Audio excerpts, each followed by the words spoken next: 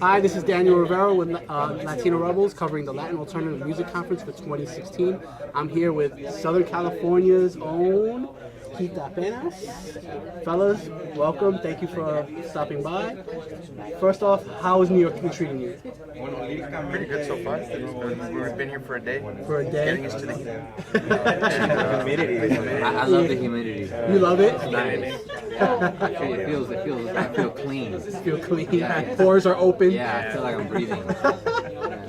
All right, since you guys are from Southern California, no one really thinks of this. You guys are cumbia musicians. No one really thinks of that as a hotbed for cumbia. You know what I mean? Explain to those who aren't really familiar with the music how that came about and what's been going on. I don't know how it came about. I think it's like the sons of immigrant parents and Latino parents who grew up on that music and also grew up on all things Cali. You know? And it's just those young people reinterpreting the music. And it's happening. And we honestly don't really do cumbia, though we like it and listen to it. We do a lot of the diaspora, like influenced by a lot of the diaspora of the Afro-Latin music from all over South and Central America. Oh, okay, cool. So it's not just cumbia; it's like Peruvian music and so on and so forth. Or? Yeah, we like a lot of music, Angolan music to music from the Caribbean. I think, but cumbia for sure. I mean, it's like a genre that gets thrown around for all the bands, and I think it's fine. It kind of represents like a movement. So it's like a movement, like sort of like a melting pot or a mixing pot. Yeah. So growing up in Southern Cali, you had all these multiple musical influences. How did you guys come to meet one another? Well, we were neighbors. He was my neighbor growing up, right. So we've known each other for like 20-something years, and actually we went to high school. We went to high school together also. Wow. And we played music in high school, but we weren't playing Latin music or influenced by that music. Yeah, it wasn't until like after we all went to college, or at least some of us went to college. I met Mark partying when we used to go to school at UCR. Ivan's a musician from Riverside also, which is like the city next to San Bernardino where we're from. Right. David, yo, is by way of Oakland is Oaktown. yeah, by way of Oaktown. It's taught us a lot about music, and we've just been making music for 4 or 5 years now. 4 or 5 years now. So you have a record out currently? Yeah. Can you tell us what that record is all about and what it entails?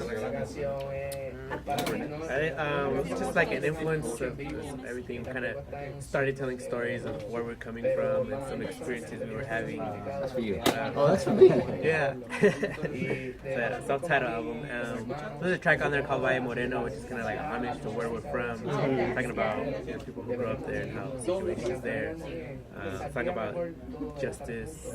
Some stories about him traveling to Colombia, us traveling to Vietnam. Wow. They look like stories in the album. Yeah, Right. a little bit of everything. So it's like a basic, like, in a way, storybook. Is it like a linear, like from point A to point B, or just multi-layers?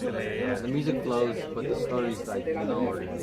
Lord. Yeah, I feel like when we listen to the album, it's like it flows nice, but there's no particular storyline. There's no particular story. Nah, I look at this cover and I look at everything. I mean, it's dope. You know, you got the conga and everything, the writing. I get the feeling that you guys are into like a lot of like comic sensibilities, like and stuff like that. Humorous stories. Was that the point of it? Well, you know what? Like we collaborated on that album with a friend, Richie Velasquez, who goes by De La Deso, and that's the drum on the front is a conga that I have. It's carved out of wood, given to me by Motherland Music in Inglewood. Wow. And he just, when we were trying to come up with the concept, he said, "Send me a picture of the album of the conga," and he kind of turned it into this. But he does art that's like pop art, grime art, and that's how this album came about. Right. So a collaboration. Because I get a good a vibe from that. It's almost like, have you ever heard of Los Hermanos Hernandez, the comic book guys? Like, I get that vibe from it for some odd reason. Like, there's some weird stories, weird tales. That's De La Deso Richie. He's a weird dude. We like He's a eccentric guy. Now, obviously, you're like a traveling band. You guys are like going from city to city. Have you played New York before? Is this your first time? Or? Yeah, we played Brooklyn about 3 years ago. We played at Union Pool with Joe Batan. Oh. And that was really amazing. Yeah. Yeah. We played little areas here and there. Yeah, but honestly, this is our first time really being out here and doing local shows as Quitapenas with that album, because we were kind of a different band then. Right. This is members have come and gone, but our Right. core is right here. That's the core. Yeah, all what, 1, 2, 3, 6 of you, right? Yeah. Gosh. 9 at one point. 9 at one point? So it was like a full-on, almost near an orchestra type of deal, right? We were just like having a good ass time playing parties, man. Like, the only vision at the time was like, let's make good music. Yeah. Right. Because like I get the vibe like there's like an Ozone Motley influence type of deal. Is that something you were reaching for, or I would say no. no? Though we're not to hate on them. Yeah. It wasn't an influence. It just wasn't an We've influence. heard, but I've heard Ozone Motley. I've heard people say Vampire Weekend. I've heard Right. people say like different things, and it's like, but it's cool that it just comes across. Right. It's cool that you hear that. I mean, I don't get the Vampire Weekend. I get the Ozone Motley because they're like a big band. They're like that's in type of that the numbers of people. Because it's like what is it like 11, 12 of them or something? In that like case, yeah, but not as good, not as well organized. Not as well organized. At some point, it'll get more organized. Yeah, I mean, now it's organized. Now it's organized. 9 from band was well. Right. So, what is it like? What does it mean to play like this conference? And what does it mean to you to have this be involved in this showcase? It's cool to represent something that the alternative. I don't really understand what it means or what it encompasses because I feel like it's too diverse to be boxed in. So it's just nice to bring a different flavor. Because, you know, like Latinos don't just play dance music. Right. We just happen that we are, but we're bringing that flavor. And we're from San Bernardino, Riverside, Southern Cali, so we're bringing also that. Now I gotta talk to him over here, David, Oaktown over here. Right. What do you bring to the table from being from Oaktown, man? Because these guys are all Southern Cali guys. You're from the north, so. Well, what I bring to the table is I must first explain my makeup. I am the son of a frustrated musician and a frustrated dancer. So when you put that together, You're a great musician and a great dancer. you get massive frustration. So I bring this frustration to the group that maybe catalyzes some kind of energy or some kind of release. Right. And I think our music is very descriptive of that frustration and explosion towards it. So I think that's what I bring. So is there also like coming from Northern Cali? Obviously, you guys are Southern Cali. Is there any hip hop influences going on or any vibes? We like hip hop. Yeah. Not per se, but I think I like telling the story of what is happening or what is happening now. Right. In that kind of way. Right. In a social sense or in a socio-political sense in a way? It could be both. It can be both. yeah, but I feel like music of the from brown and black communities, whether it's hip hop or it's this, like it's meant to tell a message. It's meant to tell. Yeah, or a story. Right. And we tell stories, and sometimes the message is positive, sometimes it's a dirty song.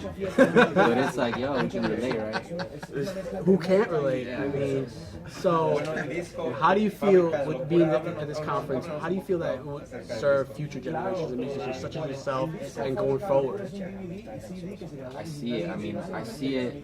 If this is gonna help, establish music that we're making and the bands that are here, that's dope. I already see us influencing people in our community within like Southern Cali, like hitting us up like, yo, like in high school, like your music's really cool. I've never heard nothing like it. So we already see it happening, and I'm already excited that young people are listening and like it and are influenced by it. Right. So you have obviously you're a diverse band, which is to say the least. There's multiple influences and layers. Is there one influence in particular that you guys have come together and like banded over? And if so, what is it? And what is it? Why is it so near and dear to you? Is there one? What influence? I don't think there's one. We've been bumping like Abelardo Carbonell from Colombia, Champeta. We all kind of like that, but we're all like, let's just, Danny's playing guitar, writing a lot of songs. I don't know if there's one. Is there one? Nope. I think we could agree that there's many. Yes, that's for sure. We know that. Yeah, man. We know that. We all have like our one, but We all have our one. and then kind of blend it all together. And blend it all together. Also kind of gives us a nice, like a fresh sound that not too many people have heard. And a lot of times people think that some of the songs that are covers by Little are ours, although we don't claim they're ours. But people just don't hear that music and they hear us do it. And it's cool. It's like everybody puts in their influence on what we listen to. There is an agreement like where we keep the music funky by keeping it like nice and syndicated. Like we all have roles that are small on their own, but when we bring it together, it's kind of big. That's a theme. It's like yo, play your part, Play together. Play together, right? And I was going to ask that's an interesting point, David, and you bring it up. How does it, like, you guys 6 different personalities? At one point it was 9. We all know that. How do you guys all play off of one another? Because there's got to be a lot of, you know, chemistry involved and how the right chemistry goes into play. How does that work? I think it helps that we're all close friends, and so we all just kind of vibe with each other. And we're open to suggestions and influence each other. Everybody can play pretty much more than one instrument, so that also helps. So and then there's like this little philosophy: if it sounds good, it is good. Sometimes it like just sounds good. It's like, yo, that sounds great, and sometimes it's not working. Like, all right, and you gotta kind of swallow your little ego and be like, all right, that idea didn't work. Right. Let's keep going. And being that you guys are all basically friends and friendly, which is always not the case in most bands, as we know, saying those things in front of one another, there's no like egos or anything like that. The criticism is there. If this doesn't work, that doesn't work. Does that help? That you see that? It definitely helps. Be more open with each other. Right. More creativity flows that way. And it reflects on what we create too. Right. Instead of don't say that to me. I can't. We're sticking to this. Yeah. You shut up and play the drums. It's gonna work. I mean, we give each other suggestion and sometimes direction. Right. And like there's things you want to hear, but sometimes it doesn't work. Your suggestion just doesn't work. Right. Now, it's safe to say each one of you is multi-instrumentalist. To an extent, I mean, To an extent. like these guys right here are mad multi-instrumentalists. Like here, Like, how many instruments do you play, David? Play the little cowbell, Look how. and I play the big one, and then the middle set. Also the block. On the blocks. In the blocks. Songs cannot have enough cowbell. Believe it or not, you listen to this album and to the you'll. album. Plenty of cowbell. Play the cowbell in there. I've had people say like, I used to think cowbell was whack, but I got so many compliments last night. Will Ferrell was a trailblazer, folks. He was. You didn't even know what he was He didn't even doing. know what he was doing. Thank you, Will Ferrell. Ivan, and you're a multi-instrumentalist as well. You percussion or Percussion, piano, and guitar, different. sing? So you all sing as well, right? The choruses, yeah. These brothers are our singers right here. Oh, you're the two, like, so supposedly you two are the front men. Dual in a way. front They men. deliver it. They're delivering. There you go. He's a delivery man and he's a delivery man. Wow, you gotta have a sense of humor. You gotta Small have pizza, like delivery man, pizza man. Listen, these guys are hilarious, and you gotta check this out. Quitapenas. Now, where can they find you guys on social media and such? Quitapenasmusic.com, Quitapenas Music on Instagram, and on Facebook. And on Facebook, it's all Quitapenas. Yeah. Because I found it kind of hard to find on Facebook. Because a restaurant pops up. What? Quitapenas CA. CA? Facebook, Ah. Quitapenas CA. That's why, because I put in Quitapenas and I'm getting restaurants. It might be bomb now. I wouldn't It might say be, yeah. Give It them a might like. be, yeah. Give them a like. All right, so once again, I have Daniel, Hector, Mark, Eddie, David, Ivan, they're Quitapenas. This is Latino Rebels. I'm Daniel Rivera, and we are out. Peace.